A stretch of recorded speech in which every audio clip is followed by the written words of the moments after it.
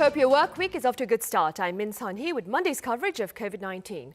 The global tally stands at over 40 million cases, given an unsettling milestone of more than 400,000 daily cases for the first time late last Friday in Europe, which is witnessing its cases skyrocketing. We have more on that in our program, and here is our Kwon now with the latest numbers on the pandemic.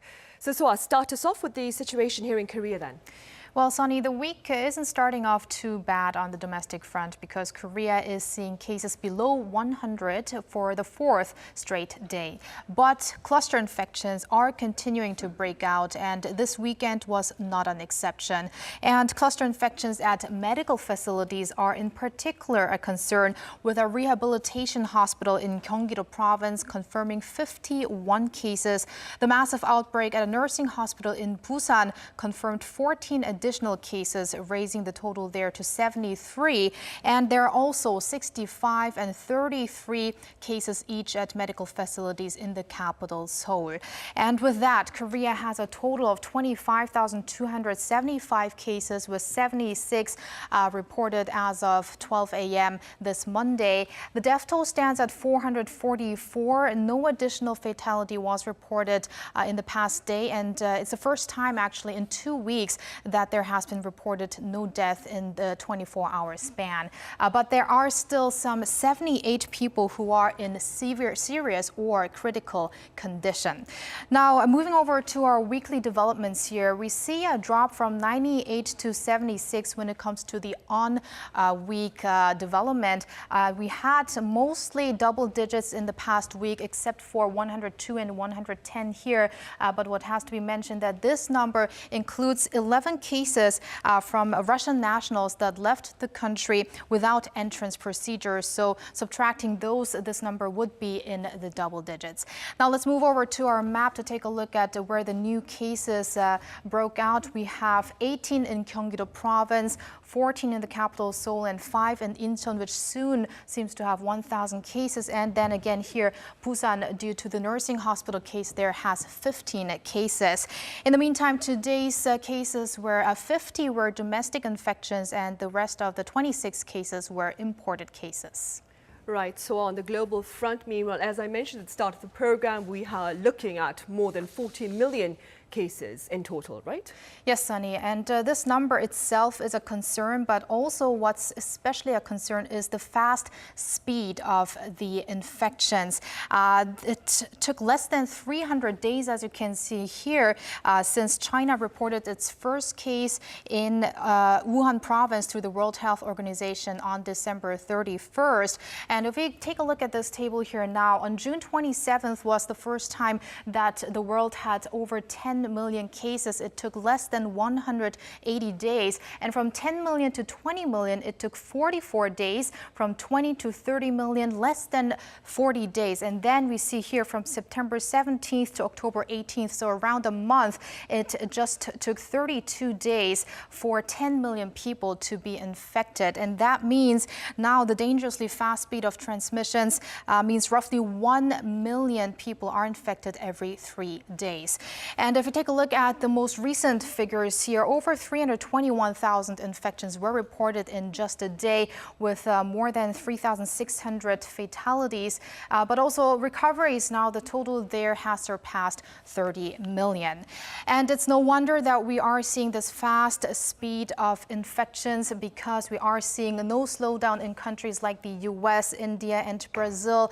In fact, the US, most states are not seeing a slowdown there yet. And Europe accounted for almost 40% of cases over the weekend. And we can see that clearly as the countries, the UK and Germany and also France, which we saw earlier, they are all moving spots up on our table here. Meanwhile, South Korea ranks 86th, showing a gradual slowdown compared to other countries. And I'm going to have more updates on the domestic situation after our government briefing. Back to you, Sunny. All right, so thank you for now. Right, for more on the international front, we turn to the US, where efforts continue to contain the world's worst outbreak. And such dedication is being shown not only by health workers, but also by pilots who seek to provide charitable flights for healthcare purposes. I have Yoon Ji-woo live on the line with more. Hello to you. Hello, Sunny. Nice to meet you. Right, it's a pleasure to have you with us, Chiu. Let's begin with then some information about the COVID-19 situation in the US first. So it's not very good. The number of coronavirus cases is continually rising across the United States, and California did start opening things up about a month ago. And I think that loosening of the restrictions really did allow for a much greater spread of the virus. And of course, they do a lot more testings right now, but I think it's not enough to keep up with the pace of virus spreading.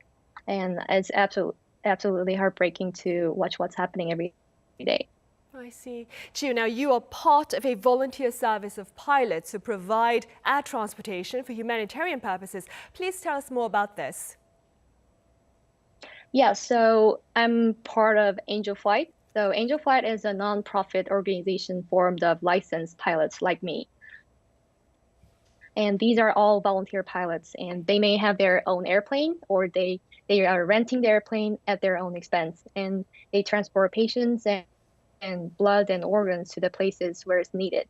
And we work with 9 different Angel Flight locations in the United States and for this project. I see. Chiu, is the Angel Flight only taking place in the area of the US then?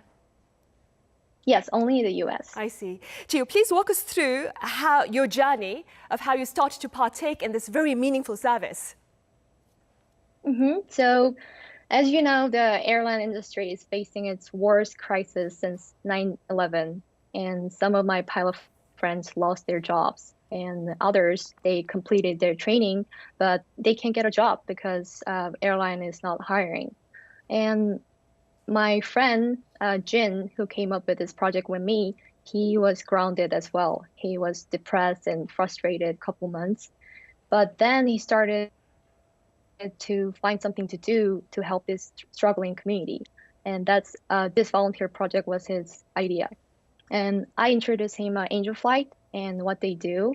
That's how we decided to fly across all 40 states by a small airplane and carrying hopes and dreams to overcome this pandemic situation. I see. Chiu, are there any experiences that you would like to share with us from your flights? Actually, every day was a struggle. Every day we had to go to different states and different airports we've never been to. And we had no idea what's going on with the weathers and this small single engine airplane. And we actually had a GPS failure and an electrical system failure, and the engine instrument was acting weird. And I was way out of my comfort zone every day, almost every day. But my point is, like, I was self-motivated to do this project, and I feel like my time and energy is making a positive difference, and that feeling made me want to keep going, not giving up. I see. I'm sure your service is also a rewarding experience. Can you tell us a bit about that? So it was my blood delivering mission from Yucca Valley, California to San Bernardino. And we were delivering negative O-type blood, which is very rare. And it was a hot day, over 95 degrees and dry. There's no AC in the airplane. And at some point of the flight, I was like, why am I doing this? And I realized that there's a person on the other end waiting for this blood I'm delivering. There's no feeling like it. I was saving lives, and I was flying an airplane, which I love to do. And I knew the value of my work and how many people I was saving, and it was an amazing experience. I see. Now, before you go, Chiu, could you care to share a few words of support for those in the ailing airline industry, and perhaps a few words of inspiration for those who are hoping to join the airline industry in the future? Okay. I feel the depression and anxiety of this airline industry. It's everywhere in this country, which is I'm really sad because I'm from South Korea. I study here. I got my flight training here, and I became an airline pilot. I accomplished my dream.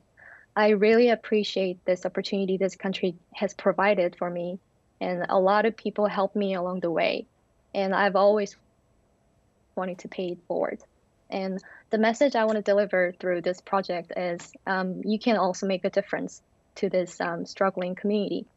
And I hope this project cause a butterfly effect and bring about a great storm of hopes around the countries and the world as well.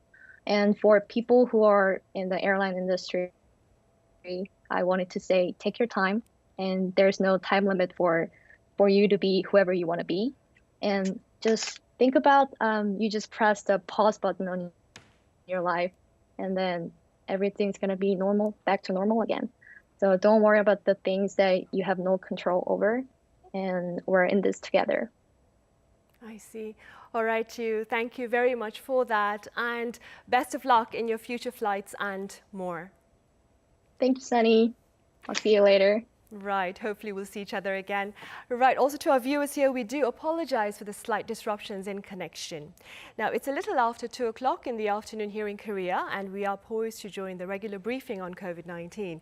Starting from today, authorities here are conducting COVID-19 tests on healthcare workers and staff members at medical centers and nursing homes in the metropolitan region. The large-scale screening will cover some 130,000 related employees and also around 30,000 outpatients who recently visited these facilities. Officials say the testing task will be completed within the month and comes as part of concerns with regard to the recent rise in cluster infections at such venues. Also, schools have opened their doors wider, welcoming 2/3 of their student bodies into classrooms, that is. For first graders, this in-person classes are poised to take place on a daily basis. Now, the recent venture to school comes as part of the eased social distancing here in the country. And perhaps while we wait for the briefing to start, we can take a quick look at the rest of those guidelines as we wait for the briefing to commence, of course. Now, there is no ban on public social gatherings, but here in the metropolitan area, large-scale gatherings are still being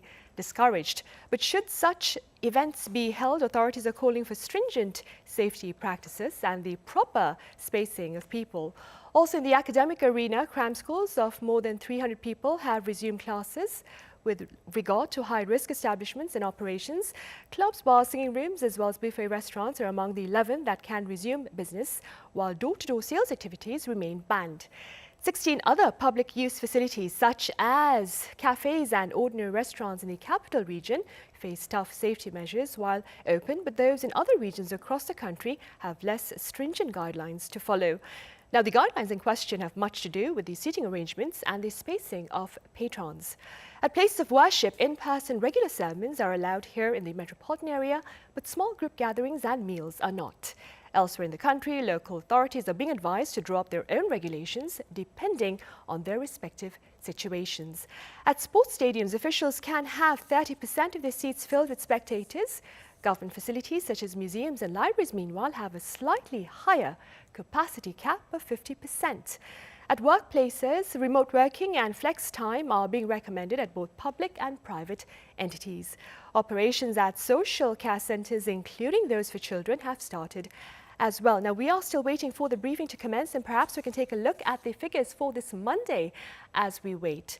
Now, as we announced at the start of the program, we have 76 new cases on this Monday, raising our total number of infections in the country to 25,275. We have no loss of life, but our fatality rate here in the country stands at 1.76.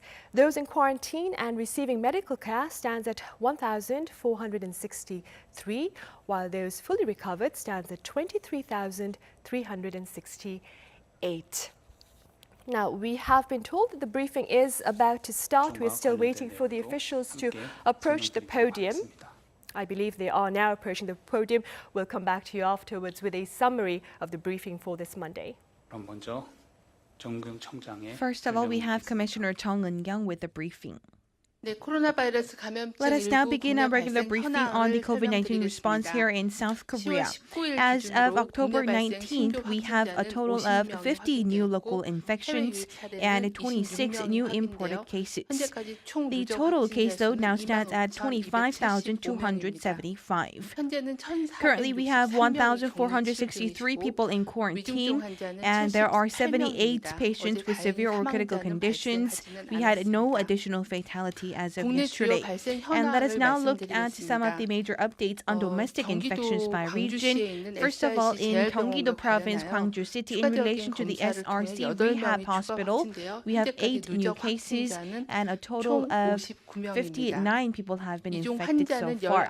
Among them, 19 are patients and 21 are health providers, and also 10 are family members, and 9 of them are others.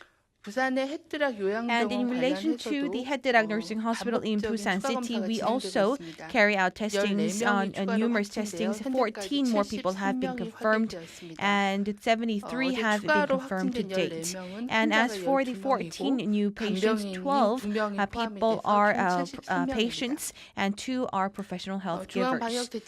And also the quarantine authorities are also monitoring the risk factors of the past week, and we would like to give you some updates on this part. And as for the daily average new confirmed cases, during the past week, we have seen 62.1 cases, which is a slight increase from the previous week. And also, we had 11 decrease of the cluster infections, and a total of 7 cluster infections have been reported. And we also have about 20%, which are transmissions under investigations. And also, we have the percent of new cases under management under 80%. And on a daily basis, we had 18.0 imported cases, which is a 5 increase from the previous week. And we believe that this is because of the increase of the COVID-19 infection, carrying out investigations on whether they had chronic illnesses, and a majority of them did have chronic illness.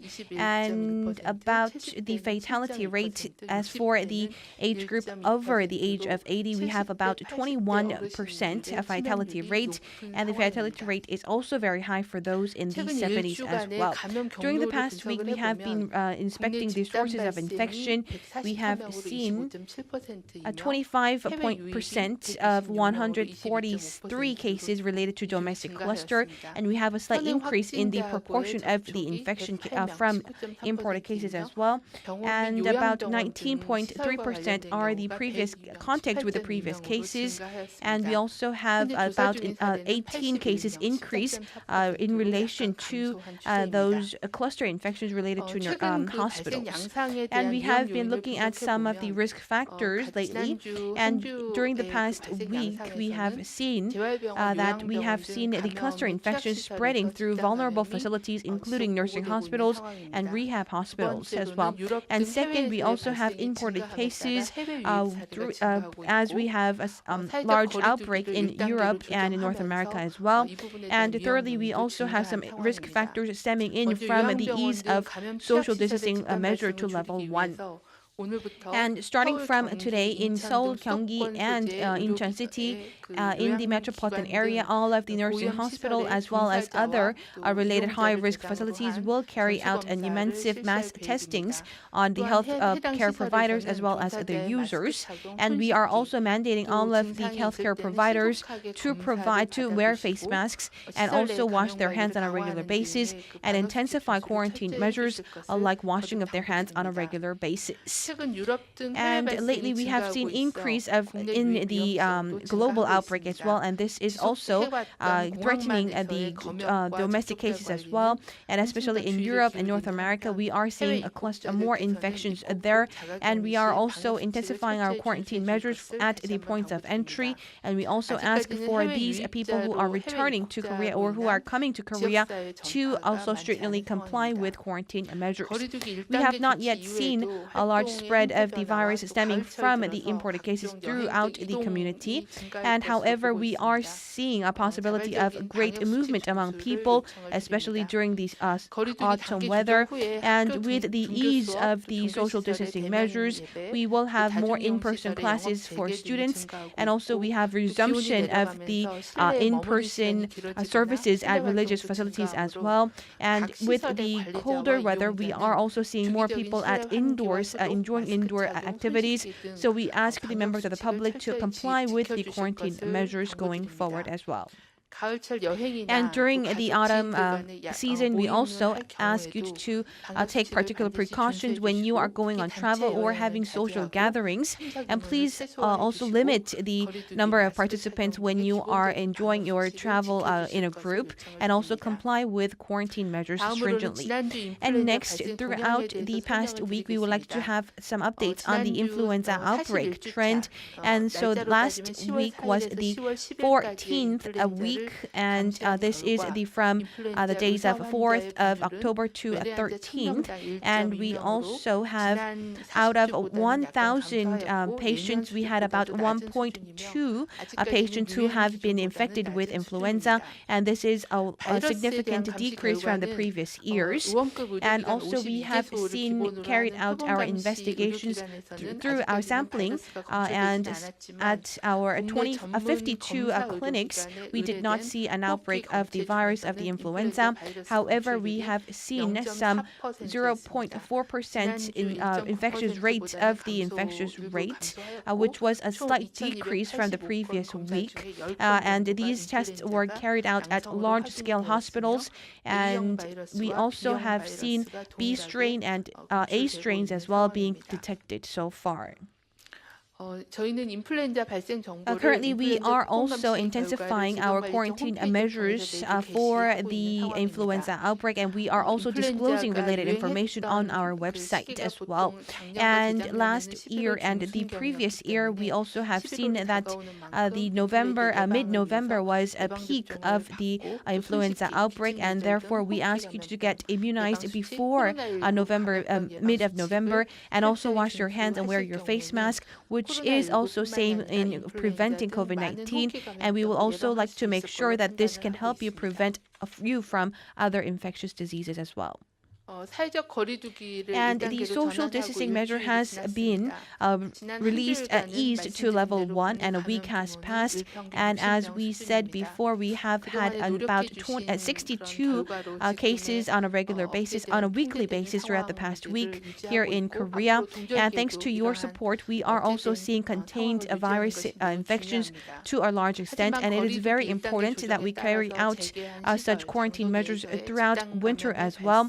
However, we would also like to take particular precaution of a possible outbreak through the domestic and through the indoor facilities as well. And we have resumed services, in-person services, and also we have reopened kindergartens and nursing homes nursing schools as well.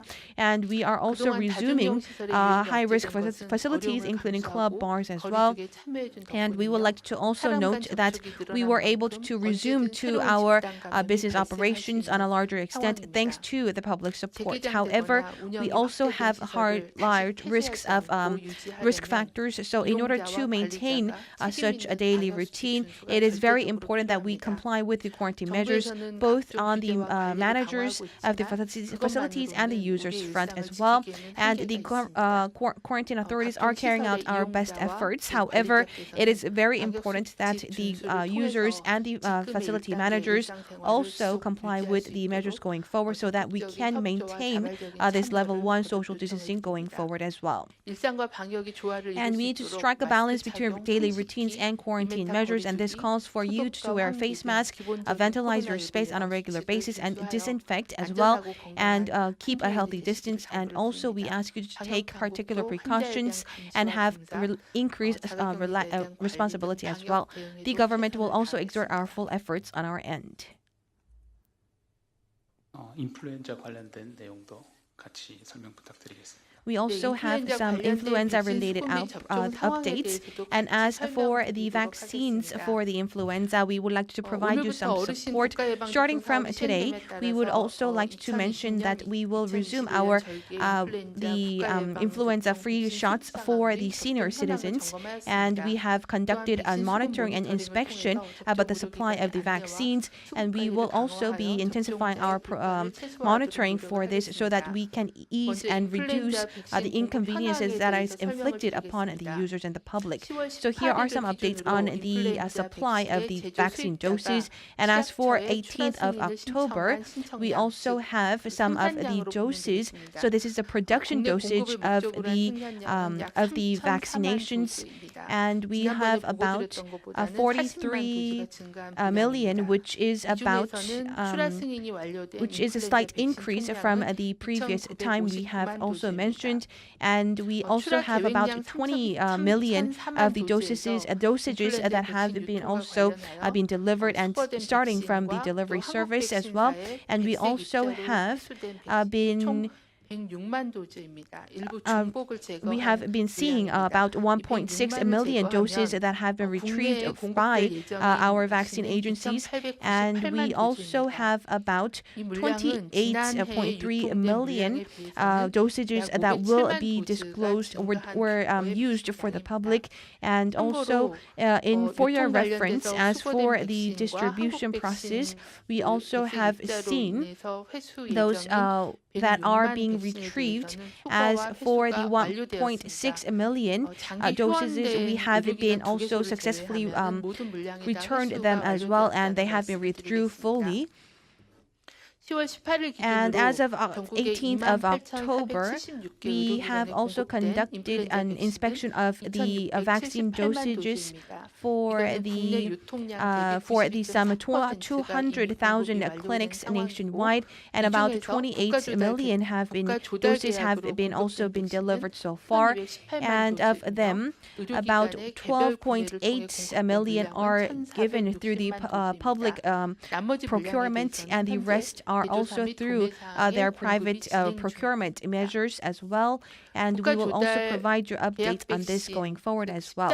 And as for the vaccines for the age group of 13 or 18, as well as those for the seniors group of citizens, the agency will also add additional of 30 million, and this will also be provided to it has been provided to nationwide clinics. However, on the public health clinics, we have seen a slight decrease in the number of their scheduled distribution, and we will be also continue to monitor the number of vaccinations that are carried out at these public health centers, and we will provide more dosages going forward.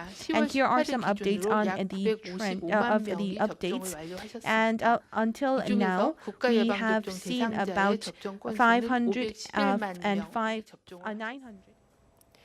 Right, that was Chung Eun-kyung, the Commissioner of the Korea Disease Control and Prevention Agency, with Monday's afternoon briefing. So what did she have to say?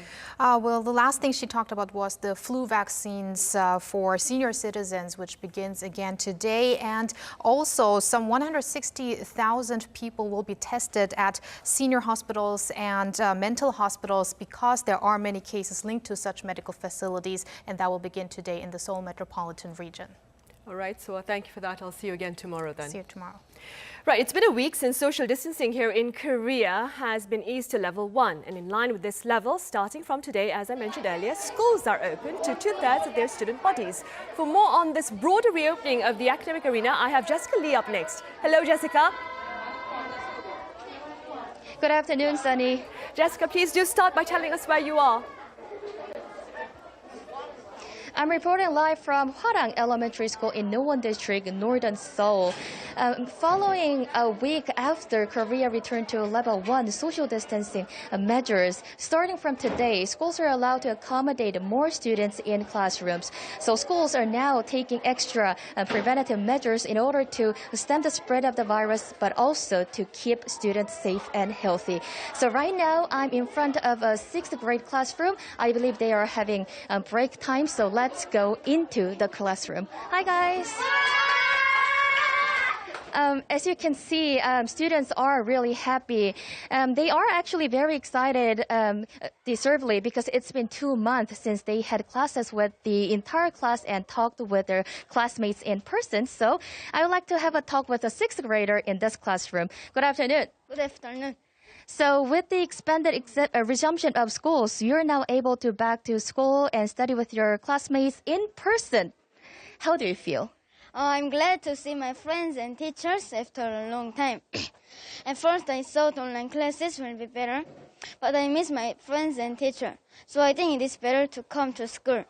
But it is hard to talk with friends in classroom because of partition on desk and wearing a mask. But except for these things, it seems to be going back to before Corona. We wash our hands and wear mask well. I hope I can play and study together as soon as Corona disappears. Thank you. Thank you. I hope you study very hard and also stay healthy. Thank you.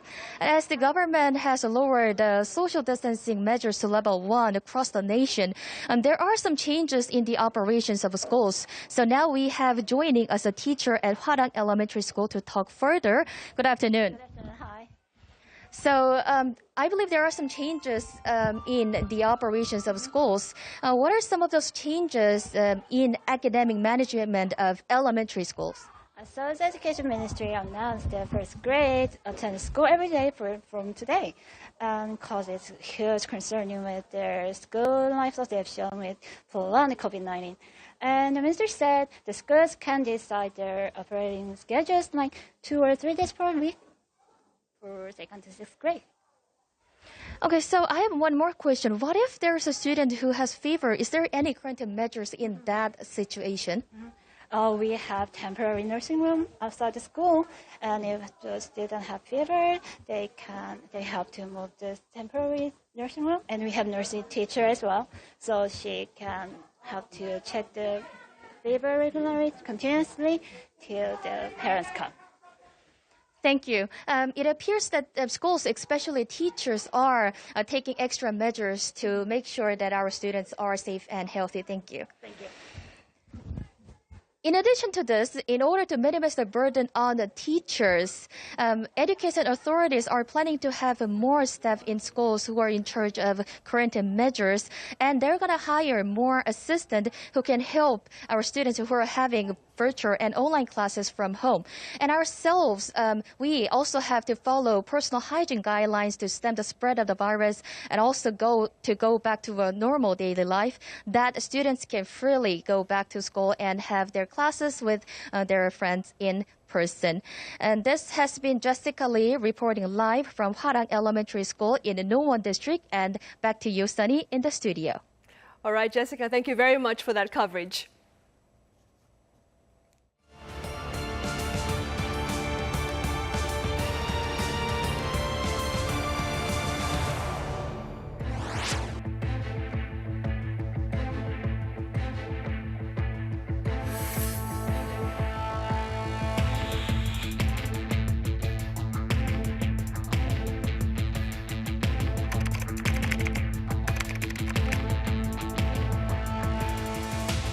Et donc la décision que nous avons prise, c'est en effet un couvre-feu.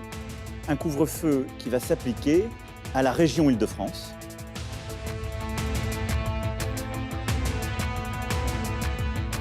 Getting to the point where it's going to be full, we have gridlock, and we won't be able to take patients in. They'll just be stacking in the ERs.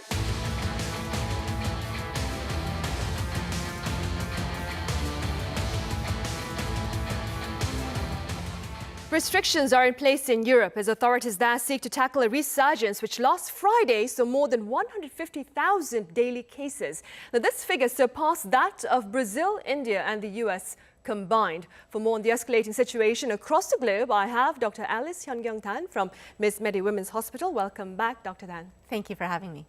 And joining our session virtually is David Cox, a freelance health journalist based in the UK. Glad to see you again, David. Great to be back on the show again, Sunny. Right, first then, Dr. Dan, quite a number of people here in Korea are venturing outdoors to enjoy the autumn scenery. Do you see this venture as leading to a potential spike in cases this week?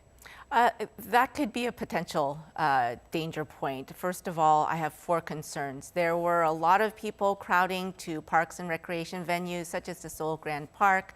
There are huge crowds there. Although outdoor locations are generally safer, there are indoor common use facilities such as restaurants and bathrooms, and these can be points of transmission, especially through the contact route.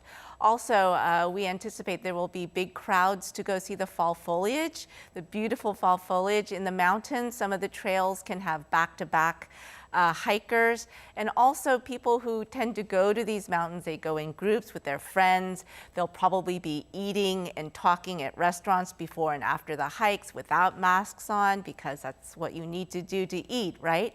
They also tend to go to saunas, restaurants. They'll be taking buses, maybe crowded buses, to get there. So that is an area of concern. The third area of concern, not related to the outdoor venues, but the increase of cases that we're seeing in long-term care and convalescent hospitals because of the preemptive screening that will be going on, 160,000 plus inpatients and staff. We may be seeing more cases related to those venues. And then finally, as we mentioned before, schools are now opening much more, up to 2/3 of total capacity. And now that we have amusement parks open, internet cafes open, and all of the singing rooms that kids love to go to, with schools opening, we may be seeing more clusters coming from schools as well. So a lot of variables to watch for in the next week. Right. Meanwhile, elsewhere, David, Europe is struggling to contain a resurgence, as I mentioned earlier, that has led to restrictions in quite a few places. Please do tell us more about the situation in Europe. Yes, so as you say, many countries over here are now experiencing record numbers of cases, particularly France and the UK. So last week, France had more than 32,000 cases in one day. And compared to April, where there were, I think at the most, there was 8,000 cases in a day. So it's a massive, massive rise. And the virus has also hit parts of Eastern Europe in particular, such as countries like Poland, Ukraine, and Czech Republic, which didn't really experience many cases at all during the first wave. So that has been one of the biggest differences. But there is some good news, which is that the number of deaths we're seeing at the moment in countries like France and the UK are much, much lower than they were back during the first wave in March and April. So back then, the number of fatalities every day would be more than 1,000 a day. At the moment, so that's less than 200 a day. So that at least is a good improvement, even though we are seeing these record numbers of cases. Right. David, I also understand that a greater number of young adults are being affected this time around. What appears to be the reason for this phenomenon? And generally speaking, how are authorities there explaining the resurgence?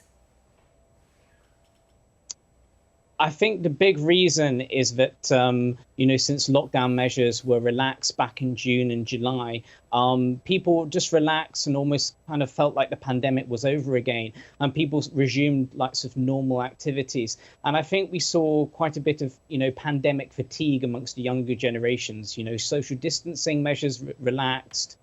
People started going to parties and social events again, and that has all just contributed to this surge of the virus we're seeing again in the past few weeks. I see. Dr. Tan, it's not just Europe that's witnessing a resurgence. The US is as well, and observers believe the world itself may be poised to witness a second wave. What are your thoughts on this alarming scenario? Right. Well, other than the Western Pacific region and parts of Africa, actually widespread community transmission is the dominant pattern of COVID-19 activity in much of the world. As a result, unfortunately, we saw a new record in daily new cases recorded throughout the world. More than 400,000 daily new cases were recorded on October 16th, and that just goes to prove that we are in still an acceleration phase in terms of this epidemic, this pandemic. Unfortunately, during lockdown, a lot of preparation needed to take place, and I think it just wasn't enough. Basically, there needed to be isolation, testing, tracing, infrastructure in place. They really needed to engage and educate the public in terms of what needed to be done in terms of public health measures on an individual and organizational basis. And in terms of what we're facing with the colder and drier months in the Northern Hemisphere in the winter, we have to do a lot more. And so it is alarming where we're at and where we're heading.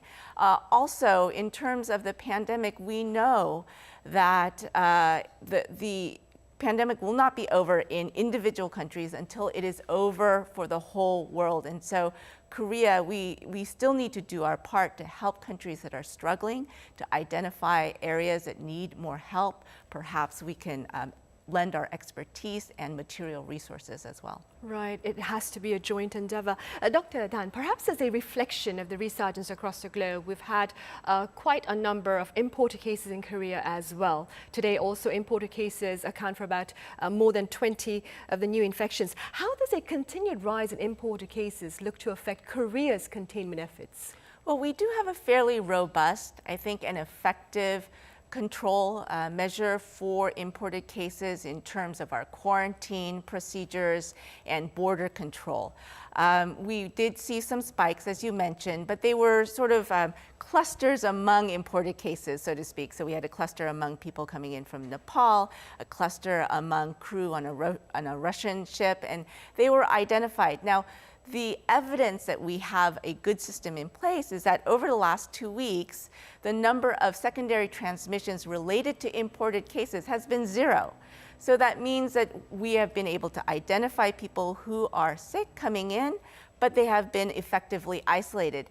My concerns are this. First, there is the risk of possibly introducing new genetic strains of the SARS-CoV-2 virus in our country, and there is no 100% testing system, and so a false negative among an imported case, carrying a new strain, that is a danger, and also the financial and healthcare burden that these patients pose on Korea. Right now, we have a policy in place where we provide free care for most of these imported patients, foreign nationals, as long as a reciprocal program is in place for Korean nationals in those countries abroad. However, I think if we do the math overall, it may be sort of a negative balance for the Korean taxpayer to continue to support this policy of allowing imported foreign national patients into our country. Now, David, while authorities in Europe are reimposing restrictions to contain the latest outbreak, they appear to be shying away from complete lockdowns like those adopted earlier this year. What is the overall stance with regard to efforts to stem the spread this time around? That's right. So the Netherlands is the main country which has imposed a 4-week lockdown. But as you say, across the rest of the continent, most governments have stopped short of full lockdown. So instead, they're trying to stem the spread of the virus through various measures such as curfews for bars and restaurants, and also, introducing lots of various restrictions on preventing different households mixing indoors and things like that. But I think one of the main reasons for that is because the governments are worried about the economic concerns of another full lockdown. And also there's increasing signs that the public across Europe have tired of the restrictions. There's concerns about unemployment, there's concerns about the impact on mental health. And even the restrictions we are having at the moment have sparked various protests across Europe. So I think that's the main reason why the government is avoiding full lockdowns right now. And those reasons, of course, are very understandable. Dr. Dan, what are your thoughts about possible ways to tackle the resurgence in Europe, very briefly speaking? Right. So I think a broad lockdown is really the last resort. I mean, we do this when healthcare systems are overwhelmed, when we're not able to absorb all of the positive cases in hospitals, and we're not able to do the public health measures such as tracking and tracing, isolation and treatment that needs to take place. I would like to see a more targeted approach, because we know so much more about how the disease is transmitted. We know who is at risk. We know what types of activities are high risk, and we know where. So in other words, we know what kind of environment is high risk. And so if we target our approaches to decrease transmission to the who, what, and where, then we will probably be able to avoid a lockdown. That's kind of what we've been doing in Korea to, I think, a big, success. And speaking about approaching, or better dealing with the COVID-19 situation, David, a proposal penned by professors from Oxford, Harvard and Stanford is reigniting debate over herd immunity, as these professors claim that the herd strategy itself is the only way to offset the damages brought on by the lockdowns. Could you tell us more about this briefly? Yes, so that has definitely caused a divide. The big reason is because people feel we are still a long way away from herd immunity. So, current estimates suggest that you would need at least 60% of a country's population to have had COVID in order to have achieved herd immunity. And current estimates suggest that, so in comparison, only around 20% of people in London have been infected. So herd immunity does not really seem to be the way forward. And you see the experts behind that declaration, they're calling for an end to the current restrictions. And they're suggesting that we need to find a way to live with COVID and instead just segregate the vulnerable. But a lot of scientists are uncomfortable with just letting the virus run unchecked through the population because they say it will actually be quite difficult to completely shield away the vulnerable. So a lot of people do not think that's the way forward. I see. All right, David, thank you very much for your thoughts there from the UK. And Dr. Dan, as always, thank you for joining us live at the studio with your thoughts. Thank you. Right, well, that brings us to the end of Monday's edition of COVID-19. As authorities point out, an ease in social distancing does not mean we are out of the woods as yet. It's an opportunity for members of the public to show their willingness to do their part in ensuring safety while indulging in the sense of normality that has become a rare commodity, if I may, elsewhere around the world. Thank you for watching.